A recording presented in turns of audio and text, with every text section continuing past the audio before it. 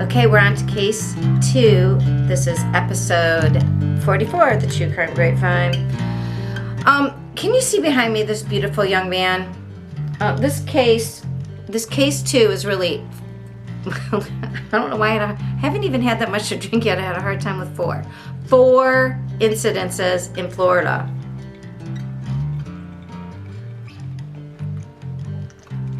All right. We're drinking Truly Citrus Punch. And boy, do we need to drink with this one. So it's case 2, but we have 4 incidences in case 2 that happened in Florida, all over from between St. Patty's Day to this, and then all that weekend. So if you were on Twitter, you might have seen this come across your feed. On Miami South Beach on Ocean Drive, around 10:30, there was all of a sudden gunfire. And they do have one person in custody, but at the time they had no idea who it was. It was just random gunfire during spring break, and it was insane. This young man, Jordan Idahosa, 21, from Georgia. He was going to South Georgia State College and was just there on spring break, minding his own business when gunfire rang out. So we will find out more, because there was somebody who was arrested in connection with this, but we don't have a name of the shooter yet. So that's the first crazy incident in Florida. I was going to call it Miami Madness because, as you will see, these first 2 cases were both in Miami. This young gentleman, who's kind of cute, but his behavior is not, Dante Vieras Polk, 24 years old. I say alleged. I don't know if you can see in this corner, but you can look online. I didn't want to blow it up too much. It's bad enough, that we show the shooter's face. But this was targeted. They said, again, this was on the Strip in Miami. This was Sunday night, so I put March 17th. That is not correct, because Sunday was not March 17th. He shot, it was Saturday, March 18th, but really, since it was in the morning, it was Sunday. So it was like 3 o'clock. So this was really, really late Saturday or really, really early Sunday. I would have said if I was out, I would still count it as Saturday night. But bars were, clearing out a little bit. I don't think they close on spring break in Miami. But it was 3:30 in the morning. This guy, the videotape footage shows the person who was shot and this man just walking. And the guy he brings out the gun. You can see him, goes ahead, not only shoots him, but once the guy's on the ground, shoots him more, 11 times in all. He is then ran from the scene. Cops found him, followed him, ran him down, and arrested him, which is kind of amazing that they got him, which is great.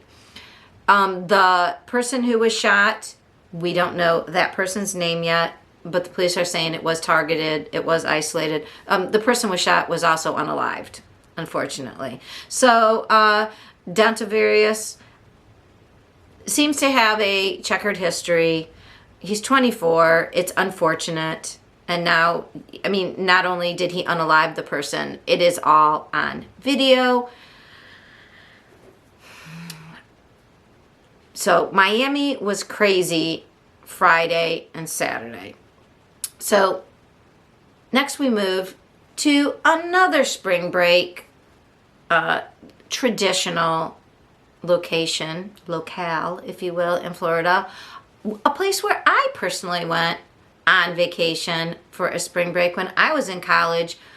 Although I camped out in the front yard of my friend's yard. I did not whoop it up, as it were, and I was not drinking because I was still underage. But Fort Lauderdale, beautiful beach. It's the ocean, right? Sun, sand, what more could you want? In fact, and at the Four Seasons, there was going to be a concert. The Def Leppard drummer was walking outside the Four Seasons. This was, I think this happened either Friday or Saturday night. Now, we don't know what exactly was in Max Edward Hartley's brain, but people saw him, a bystander saw him hiding behind a post outside the hotel, and as if he was waiting for Rick Allen. I don't know if you know Rick Allen. He's known and has been known since my youth as the one-armed drummer of Def Leppard. If you don't know who Def Leppard is, look up the band. They were big. Actually, when I went to Florida on spring break in '85, Def Leppard was, is that Pour Some Sugar on Me? Is that Def Leppard? Anyways, they were big then. Big hair band in the '80s. Now Rick Allen is older, such as myself, and he's 59.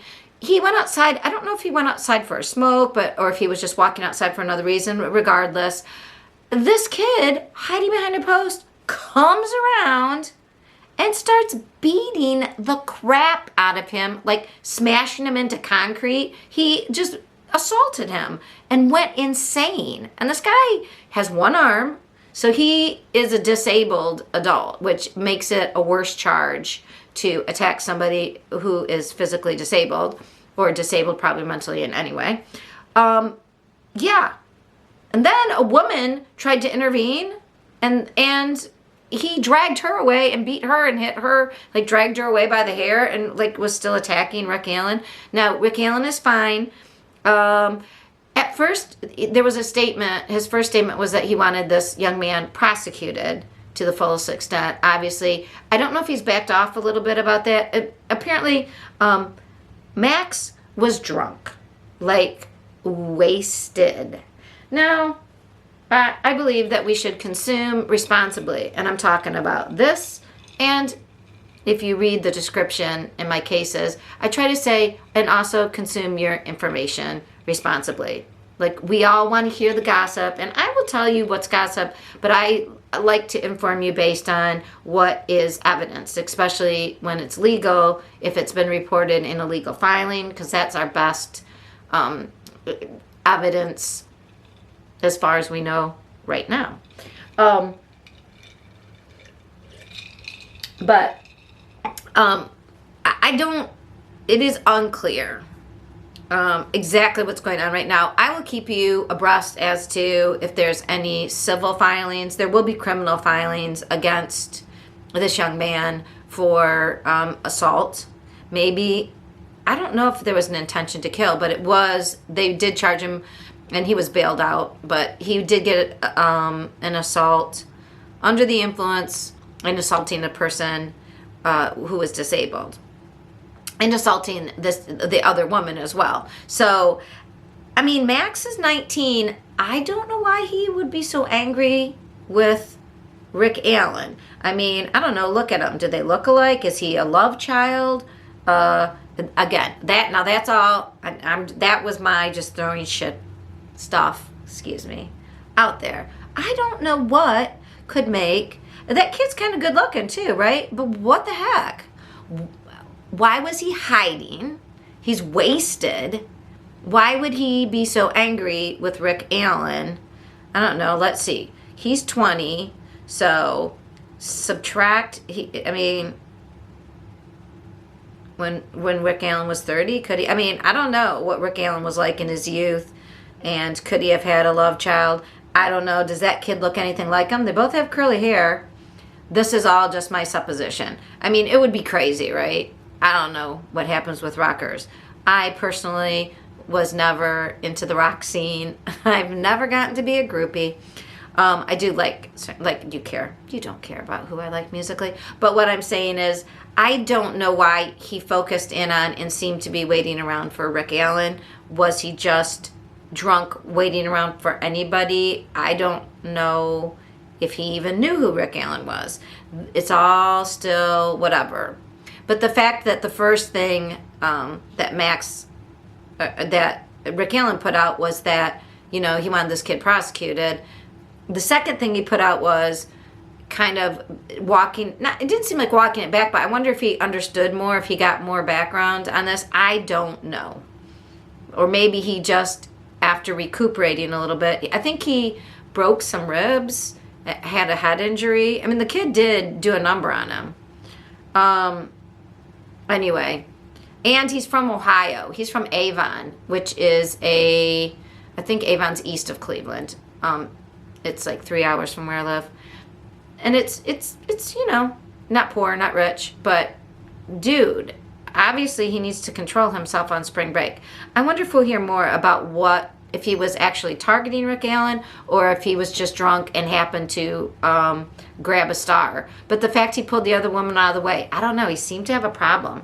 I mean, and it couldn't be just like the music, right? I don't know. All right, so that is our third crazy case. Are you ready for our fourth? Oh, I don't know if you are. This was Tampa. Now we're Tampa. So we had 2 in Miami, 1 in Fort Lauderdale, and now see our friend Michael Rudman. And I say friend sarcastically. Here's his mugshot from the Tampa Police Department. Why are we looking at Michael Rudman? Thank goodness you may not have heard about this because this did not result in a tragedy. But Michael Rudman was attempting, it appears, from what we know right now, to pull off a sort of domestic terrorist attack similar to Pulse. He went to the Mons Venus Club in Tampa, Florida. I don't know if it was a gentleman's club. I don't know if it's a club catering to the LGBTQ crowd. But it was reported that this could have been a Pulse-like type nightmare. And so I wonder if that was why they used that analogy. But what I do know is Rudman, he had a 9mm and a number, I think 3 clips full on his person. If you can see in the picture, I don't know if you can, but he's here in red. He's not a small guy. He's the other man you see, and there's sort of like a flashlight. I don't know if you can tell, but Manny is the security guard who was outside. He said they have a security guard who stands outside, there's one inside, and then there's one like around the back. There's 3 who work every single night. And they usually do not have a problem with the crowd, and everybody's pretty respectful. And they are like 200 pounds. They are big guys. In fact, Manny used to be a wrestler, and he said, again, the picture is unclear, but he spoke at a police press conference. I'll show you a picture of that in a second so you can see him up close. But he and one of the other security guards who came out by the man named Danny, dyslexic, I almost couldn't get it out there. He explained that when he saw this Michael Rudman approach, he had on a red devil mask, and because he had worked in the pro wrestling field, he thought somebody was messing with him. It had just been St. Patty's Day not too long ago, and he was thinking somebody was joking around. The guy had parked his truck like right where people walked, and he was going to tell him, you know, you got to move that. He was waiting till he got, he didn't want to just rush out and be rude. He was waiting till the guy approached. He sees him in a red devil mask. He's like waiting for the guy to make a joke. The guy has a flashlight. And then what happened was he saw him walk. You can see he brings out the flashlight and the gun. And at first, he said he wasn't sure that the guy understood he was security and kind of was like just walking by him before Manny actually stopped and was like, hell no, and started to grapple with him. And then you can see here that he's got a devil mask on, if you can see that. And then down here in the corner, I have just a small inset of the actual little devil mask. Kind of crazy, right? I don't know if Rudman was on something, but both Manny and then Danny, the whole thing was over within a minute, but by the seconds, because they could, they were on a countdown counter of the security tape. They said it seemed like it was taking so long. They started, Manny fought him off, was getting the flashlight away, the gun. Rudman was hitting him with both the flashlight and the gun, beating him around the head, but he was not giving up.